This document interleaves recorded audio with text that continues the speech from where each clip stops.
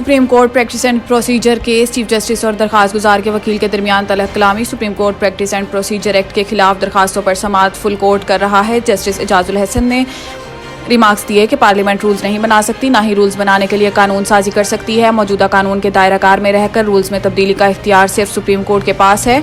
Chief justice Pakistan ने कहा है कि आइन कहता है कि सुप्रीम कोर्ट अपने प्रैक्टिस एंड प्रोसीजर के रूल्स बनाने के लिए बाइख्तियार है। सुप्रीम कोर्ट आइन से बाला रूल्स बनाता है तो कोई तो याद दिलाएगा कि आइन के दायरे में रहें। जस्टिस एजाजुल एहसन ने कहा है कि आइन तो पहले ही सुप्रीम कोर्ट को पाबंद करता है कि आइन और कानून के मुताबिक रूल्स बनाएं, जबकि चीफ जस्टिस पाकिस्तान ने आबिद जुबैरी से मुकालमा करते हुए कहा है कि वक्त कम है, जल्दी से मेरे सवालात का जवाब दें कि सब्जेक्ट टोला को निकाल दें तो रूल्स बनाने के इख्तियार पर क्या फ़र्क पड़ेगा। सदर supreme court bar association Abid Zubairi ने अपने दलाइल में कहा है कि आइन से आइन और कानून के मुताबिक रूल्स बनाने के अल्फाज हटा दिए जाएं तो भी फ़र्क नहीं पड़ेगा, जिस पर जस्टिस काजी फाइज ईसा ने कहा है कि बस ठीक है, जवाब आ गया, अगले नुक्ते पर जाएं।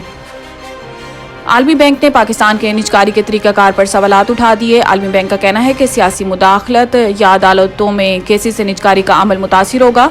पाकिस्तानी हुकूमत कंपनियों का मुनाफा जनूबी एशियाई ममालिक में सबसे कम है। पाकिस्तानी हुकूमत कंपनियों का 2014 में मुनाफा GDP के 0.8% था और 2020 में सरकारी कंपनियों के नुकसान GDP के 0.4% के बराबर थे। आलमी बैंक ने कहा है कि पाकिस्तान का निजकारी प्रोग्राम 2007 के सुप्रीम कोर्ट के फैसले के बाद से रुक गया है। सुप्रीम कोर्ट के पाकिस्तान स्टील मिल्स और रिकॉर्डिंग फैसलों से पाकिस्तान का आलमी सतह पर मुआहिदों को पासदारी न करने वाले ममालिक के तौर पर उभरा। आलमी बैंक ने मजीद कहा है कि सियासी जमातें भी निजकारी प्रोग्राम पर मुत्तफिक नहीं हैं और दूसरे ममालिक की हुकूमतें कंपनियों को निजकारी पर अदालतों में केसेस का इम्कान है।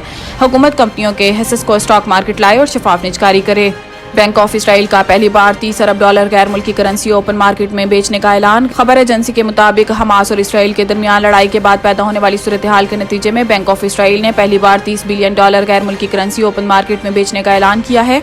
बैंक ऑफ इसराइल का कहना है कि सूरत हाल और मार्केट्स का जायजा लेते रहेंगे और सूरत हाल के मुताबिक तमाम दस्तियाब तरीकाकार अमल के साथ काम करेंगे। बैंक ऑफ इसराइल ने कहा है कि स्वीप मैकेनिज्म के जरिए मार्केट में 15 बिलियन डॉलर तक लिक्विडिटी फराहम करेंगे। खबर एजेंसी के मुताबिक बैंक ऑफ इसराइल के ऐलान से कबल इसराइली करेंसी की कदर 7.5 साल की कम तरीन सतह पर रिकॉर्ड की गई, जबकि बैंक ऑफ इसराइल का ये इकदाम हमास के हमलों के दौरान करेंसी की गिरती कदर संभालने के लिए है।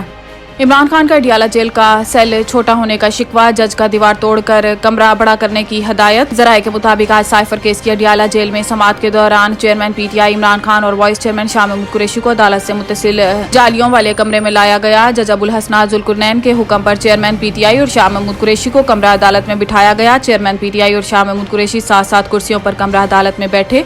जराये का बताना है कि कमरा अदालत में PTI वकला में से सलमान सफदर, नईम पंजूथा, शेर अफजल मरवत मौजूद थे।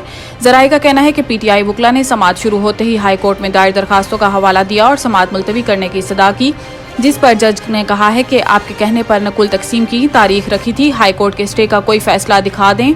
जज की जानिब से स्टे के फैसले के इसार पर PTI वकला खामोश हो गए।